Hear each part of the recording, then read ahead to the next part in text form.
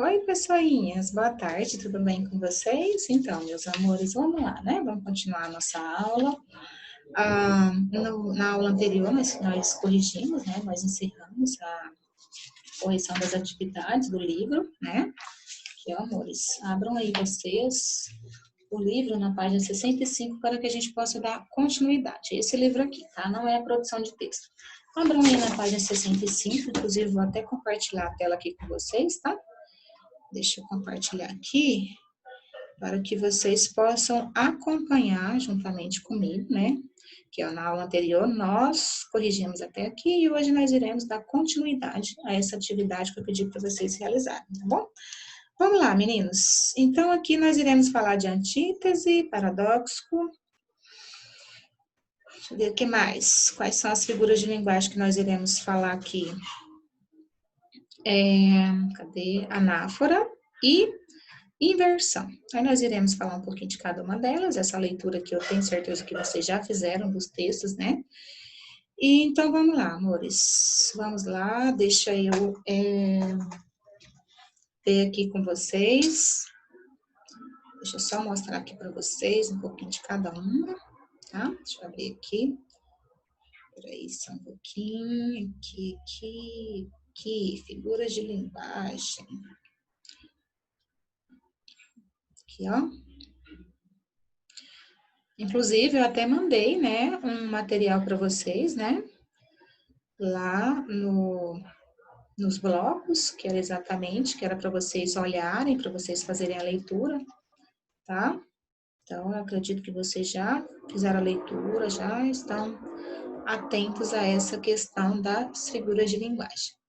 Aí eu mandei para vocês, né, sobre as figuras de linguagem, que tem todas elas que a gente vai falar hoje, que são figuras de linguagem, são recursos linguísticos a que os autores recorrem para tornar a linguagem mais rica e expressiva.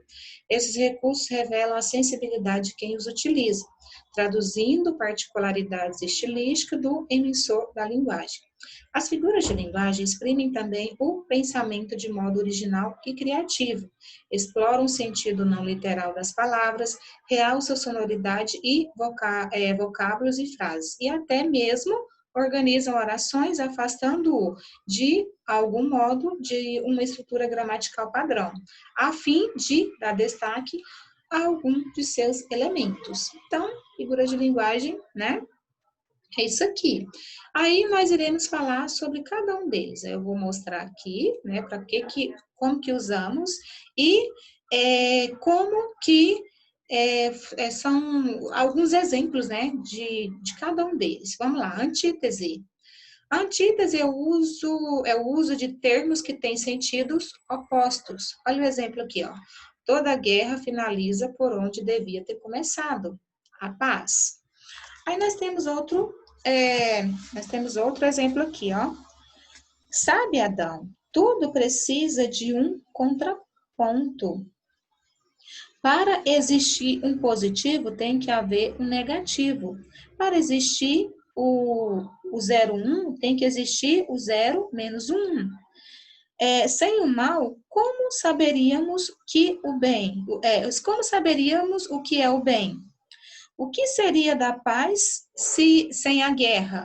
O que seria do John sem a Yoko? Gente, eu gastei aqui porque a pessoa aqui é um pouco ceguinha, tá? Desculpa. Mas é porque eu queria ler esses exemplos aqui para vocês, tá? Então, aqui, meninos, tanto aqui quanto aqui, ó, tem sentidos opostos. O uso da antítese expressa pelos termos que têm sentidos o quê? Opostos, positivo e negativo, mal e bem, paz e guerra, tá? Então, antítese é isso aqui, é o uso de termos que têm sentidos opostos. Próxima figura de linguagem, paradoxo. Paradoxo representa o uso de ideias que têm sentidos opostos, não apenas de termos, tal como lá na antítese. Olha o exemplo aqui, ó. Estou cego de amor e vejo o quanto isso é bom. Como é possível alguém estar cego e ver, né? Outro exemplo, toda certeza é relativa. Tem certeza, professor? Absoluta. O uso do paradoxo pelas ideias com sentidos opostos é realçada pelos termos que explicam o quê? a certeza, que é relativa e absoluta. Então, o que é paradoxo? Paradoxo representa o uso de ideias que têm sentidos opostos, não apenas em termos, né? Na antítese é mais em termos, e no paradoxo não. Anáfora. O que é anáfora? É outra figura de linguagem muito importante. A anáfora consiste na repetição de uma ou mais palavras no início de orações, períodos ou versos sucessivos. É um recurso bastante utilizado em poemas e letras de música. Essa figura de linguagem também se dá pela utilização de pronomes demonstrativos e pronomes relativos que substituem palavras ditas em orações anteriores. Então, vamos lá. Olha alguns exemplos de anáfora aqui, ó. Isso aqui é o trecho de uma música, né? Essa música, o nome dela é À Primeira Vista, de Chico César. Talvez vocês já até conheçam ela. Inclusive, ela fez muito sucesso em uma novela que eu não me recordo o nome. Mas, enfim, vamos lá. Quando não tinha nada, eu quis. Quando tudo era ausência, esperei. Quando tive frio, tremi. Quando tive coragem, liguei. Aí, o que é anáfora? Consiste na repetição de uma ou mais palavras no início das orações. Observem aqui, qual foi a palavra que mais se repetiu? Aqui, ó, já até destaquei aqui para vocês. Exatamente a palavra quando, tá bom?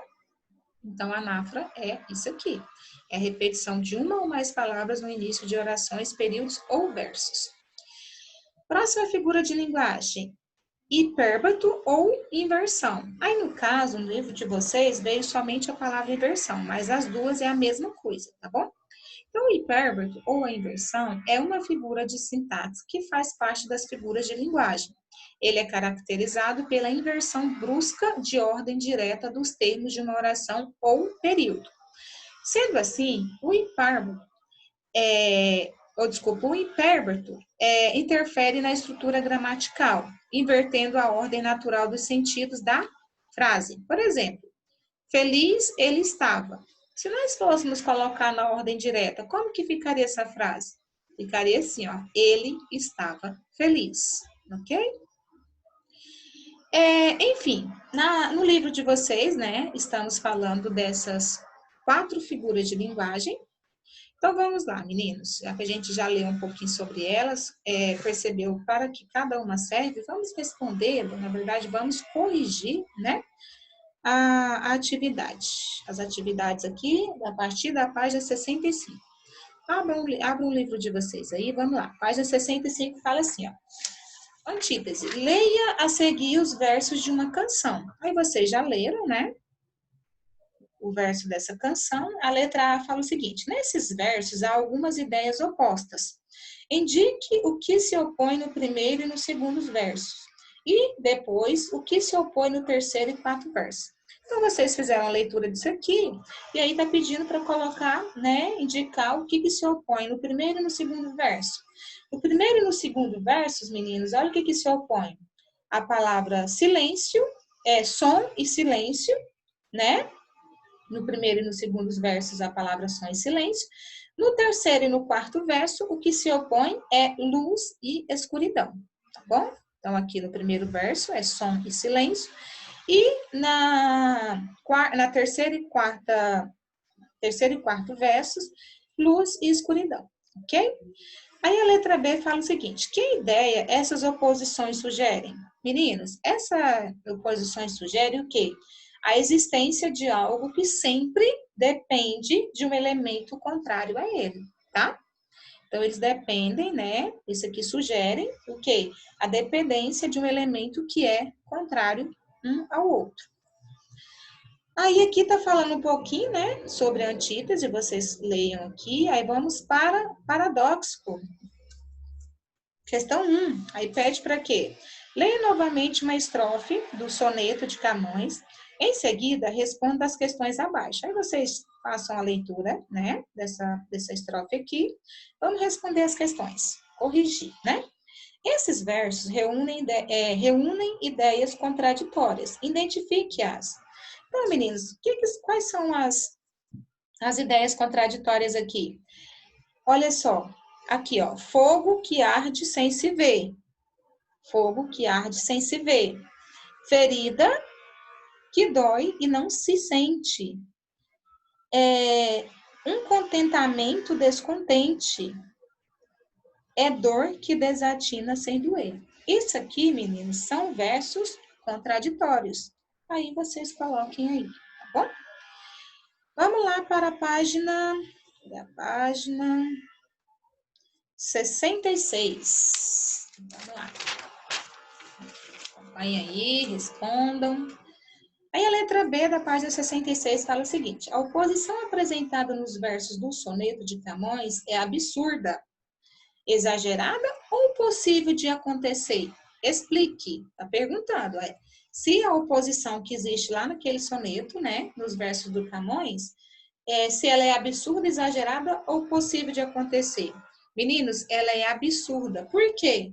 Pois é impossível não notar um fogo que arde, né? Existir uma dor que não se sente ou um contentamento que seja descontente. Então, ela é absurda justamente por isso, por conta, né, de ser esse amor que a gente não consegue, né, definir por existir essa contradição, tá bom? Aí aqui, amores, fala o seguinte, ó, fala um pouquinho do paradoxo, que vocês façam a leitura aqui. Aí aqui na questão 2 está pedindo que cada trecho a seguir contém uma antítese ou um paradoxo. Leia. Aí vocês já fizeram a leitura, né, de cada um desses aqui, e agora nós iremos responder aqui, ó. Letra A. Em quais trechos ocorre antítese? E está pedindo para a gente indicar. Em quais desses trechos aqui ocorre a antítese? É o trecho A? É o trecho B? É o trecho C? É o trecho D? Vamos lá. Meninos, os trechos que ocorrem a antítese é justamente no trecho B, aqui, ó, e no trecho C. No trecho B, olha a antítese aí, ó. Deixa eu mostrar para vocês. A antítese aqui, no trecho B.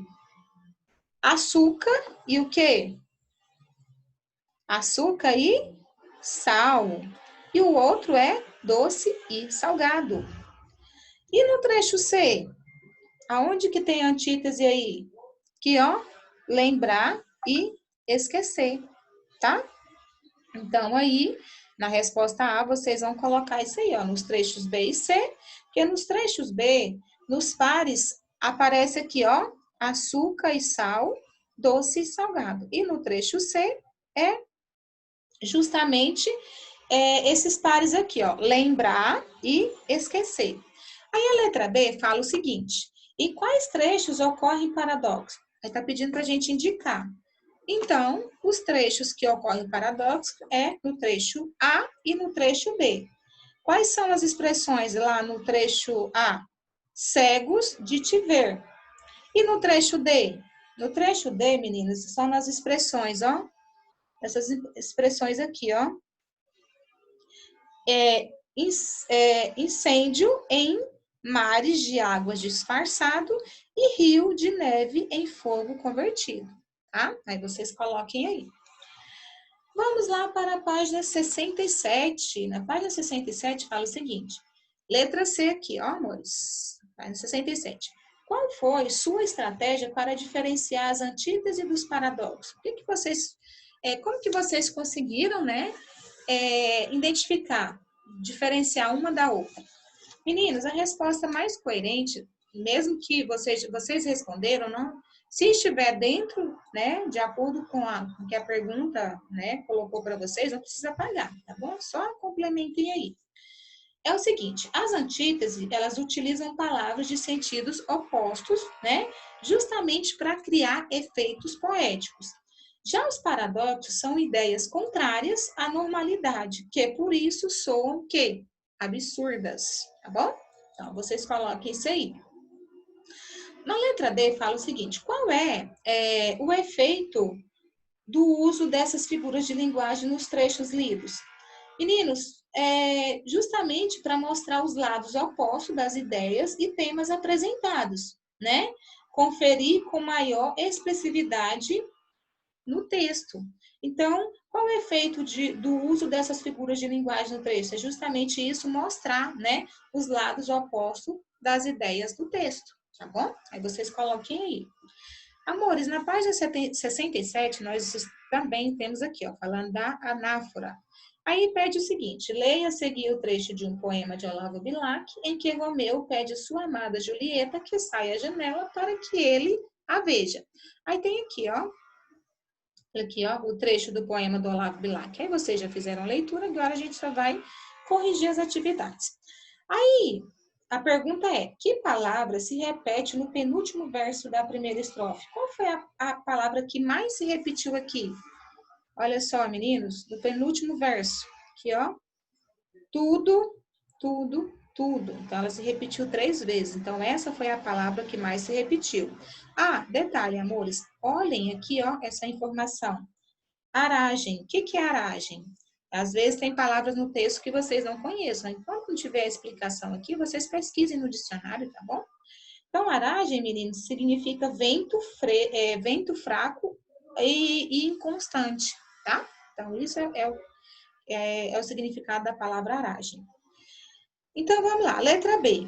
Pergunta assim, ó. Que efeito a repetição dessa palavra cria no poema?